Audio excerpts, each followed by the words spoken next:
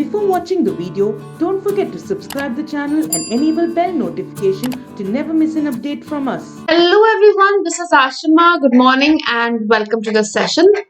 This is NT channel and here we are going to discuss about daily current affairs. Now in this video we're going to talk about various news events in the past day, and that is going to be covered in more of a detail oriented form so that you have less time and more information invested over here, right? So less time and more information in as a crisp format as possible is going to be given. But before that, to all of you who are looking for quizzes to give or who are looking for mocks to give, we have a free quizzes of current affairs which happen every day and free mocks that are running on Entry app. So all you need to do is download the Entry app from Google Play Store, and once you download it and do the initial registration process, you get free quizzes of current affairs every day and mocks of banks and other examinations as well, free of cost. So and over that you have multiple languages to choose from, so you can check that out, and link of all of that is available in the description below, right? So now we are going to begin with the daily current affairs discussion. The first news event is MEITY Digital Payment Scorecard. Now this has been released by Ministry of Electronics and IT, and this index has been topped by State Bank of India for third consecutive month. So it is not that first time it has topped, this is the third time that State Bank of India has topped this digital scorecard. Now in this, what is covered, or what are the achievements of State Bank of India and that? So first of all, this scorecard is for tracking the performance of the commercial banks. So all the commercial banks scorecard, commercial banks progress is seen or measured in this index on various parameters. Now State Bank of India has topped it, so there might be certain parameters it has crossed over. So SBI has been the highest UPI transaction volume, which is about 640 million rupees transaction seen via SBI or accounted via SBI. Also, it is the largest issuer of debit cards. Now, when we are talking about largest issuer, what amount is that? It has issued over 290 million debit cards recently, right? And that accounts for nearly 30% of the market share of the total debit cards that are in market. So out of the total market, the debit cards in market, 30%, which accounts for 290 million approximately, cards have been issued by State Bank of India, right? And out of this, 29% share is also accounting for transactions done via card. It has also processed the 6.36 million transactions on its digital platforms. Now it has two digital platforms basically. One is an app, which is the fundamental app, you can say, of a flagship app of SBI, that is YONO. You only need one app. So YONO app is there, and other is a portal. So there's a portal also, which is SBI ePay.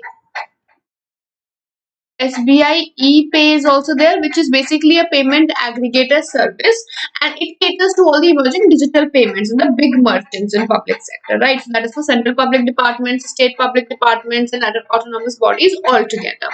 So here we can see why State Bank of India has topped in this. Now we'll be coming to the next news event, where OECD Interim Economic Outlook Report has been released recently. So what exactly has been reported in this OECD Economic Outlook Report?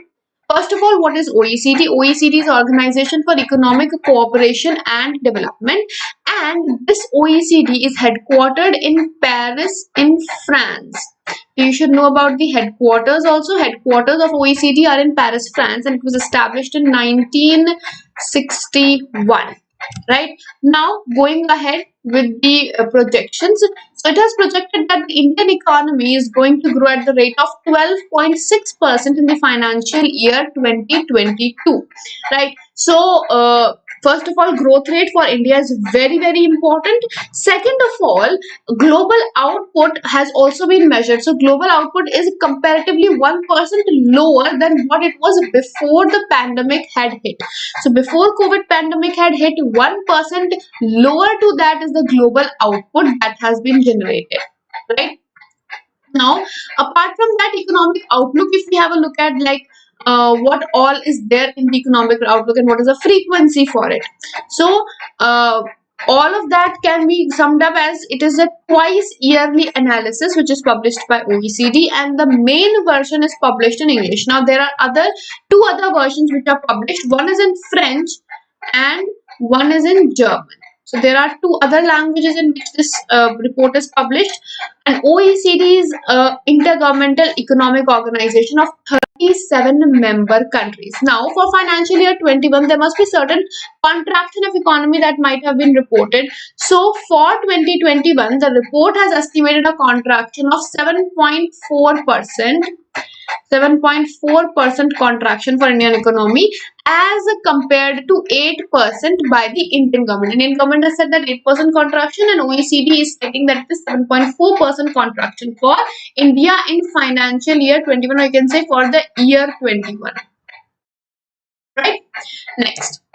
Few one-liners. Oziva has signed Deepika Padukone as its brand ambassador recently. Now over here you need to know about Oziva. So Oziva is the first nutrition brand. It's the first nutrition brand in India that is certified clean and has received a purity award also. Its pesticide-free certification has also been received. So it is one of the best nutrition brand as per the recent developments of this company, right? And it works for fitness, for skin and nutrition also. Then VI has partnered with Disney Plus Hotstar, and together they are going to give a free content to users, and this is also going to include live sports such as IPL also. So there are 3 new unlimited recharge plans that have been offered: 1 year Disney Plus Hotstar VIP subscription. So then we have UP, which has launched a campaign to make golden cards for Ayushman Bharat scheme. Now what exactly is this golden card and for whom has it been launched? So these cards are going to be given to those families who have not taken the benefits of Pradhan Mantri Jan Arogya Yojana till now, or Ayushman Bharat Pradhan Mantri Jan Arogya Yojana, as you can say. So all those who have not taken benefits till date, for them we have golden cards by UP government, and this campaign is going to run from 10 to 24th of March. 10 to 24th of March it is going to be running, right? Then we have Tirath Singh Rawat, who is the new Chief Minister of Uttarakhand. So recently the Chief Minister of Uttarakhand, Trivendra Singh Rawat had resigned. So that was 1 year before his term to be over. So now this place has been given to Tirath Singh Rawat. Now Tirath Singh Rawat was the first education minister of Uttarakhand. Uttarakhand was formed in the year 2000. In 2000, Uttarakhand was formed, and at that time the first education minister of Uttarakhand was Tirath Singh Rawat. Then Koneru Hampi of Andhra Pradesh, who is a chess player, has won BBC Indian Sportswoman of the Year award. So here you need to know that for which year has she won. That is for 2020.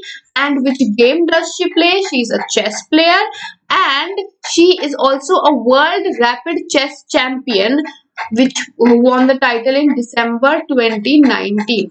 World Chess Championship title winner. Also winner of Arjuna Award in 2003. Arjuna Award in 2003, and also recipient of Padma Shri in 2007. Padma Shri in 2007. Then we have R. Ashwin or Ravichandran Ashwin has won ICC Men's Player of the Month for February 2021. Now ICC has started giving out monthly Player of the Month award. So for January also it was given, for February now it has been given. The recent one, R. Ashwin for Men's Player, and Women's Player of the Month is Tammy Bimow of England. Right now over here, what other thing you need to know is about ICC. ICC, you need to know about the headquarters, that is in Dubai. Then we have ICC chairperson or president, which we can say, that is Greg Barclay, appointed recently, independent chairperson appointed recently, and he's of New Zealand. And third we have ICC CEO, that is Manu Sahni. Right? Next. Aster X is France's first military exercise in space, and it is being conducted recently. So the developments are taking place in this segment also of, or you can say by France government. Now over here what you need to know is that Aster X is named after the first French satellite in 1965. The first French satellite which simulated based on 18 operations that were in the room. It is the first French satellite and therefore it has been named Aster X only. And then we have who are going to participate. US Space Force and German space agencies are going to participate. So we have participants from USA and Germany in this war game or in this military exercise in space. Then Maharashtra has given out 1% concession in stamp duty if the property transfer is being done in name of a woman. So if any transfer is being done in name of a woman, then 1% concession is going to be given, and this has been made announcement in the recent budget announcement. And budget announcement was done on 8th of March on International Women's Day. And who presented the budget of Maharashtra? So it was the finance minister. Who is the finance minister? That is Ajit Pawar. Ajit Pawar is the finance minister of Maharashtra. Then we have threshold for mandatory e-invoicing, which has been lowered to 50 crores. Earlier it used to be 100 crores. Now this has been reduced to 50 crore. That is, any amount being filed for 50 crore or more, then e-invoicing has to be done mandatorily for that. Then second 50 crores. Then we have first meeting of National Committee to commemorate the 75 years of independence. So this committee, first of all, you should know the name of the committee. That is Azadi Ka Amrit Mahotsav. Azadi Ka Amrit Mahotsav is the name of this committee, and they are planning on how the 75 years of independence should be celebrated. So for that, the 259-member committee which has been made, which involves chief ministers and various artists and spokespersons and singers. A lot of people are involved in this, and this committee is chaired by the Prime Minister of India. Now there are 5 pillars that this committee has designed, over which the celebrations are going to be based on. So what are those 5 pillars? Freedom struggle, ideas at 75, and achievements that we have made in 75, actions that need to be done at 75, and resolve at 75 for the future, or the visionary one. So past, present and future, all the 3 things have been considered, and these are the pillars of this you can say pillar of this celebration that is going to happen next year. Then FIAF Award 2021, Amitabh Bachchan is going to be honored by FIAF recently as per the recent announcements. Now over here what you need to know is what is FIAF? That is International Federation of Film Archives. International Federation of Film Archives. So they have decided to honor Amitabh Bachchan, and this is going to be for his inherent contribution towards cinema. FIAF, if you talk about the foundation year, it was founded in 1938, but this award, if we talk about, this award was instituted in 2001. So it is not from 1938, it is from 2001 that this award is being given, right? And World Health Organization official has stated that vaccine passports for COVID-19 should not be used for international travel because of certain ethical reasons. Israel was the first country that introduced the certification system. What is this vaccine passport or certification system? This is basically the fact that when someone will get vaccinated, they will receive a certification stating that they have been vaccinated, so that other public services, there might be certain discriminatory measures that might be there. This is basically to tell that you have been vaccinated, but it might be used in other ways also, and therefore WHO has said that it should not be used for international travel. Now I'll be taking your leave, and I hope this session has covered a lot of news events for you. Do download Entry app for everyday live quiz that is available, and also free mocks for all the examinations that are available. High quality mocks are available over there. Also do subscribe to the channel for everyday updates. This session is held every day, and also after subscribing you can like the video.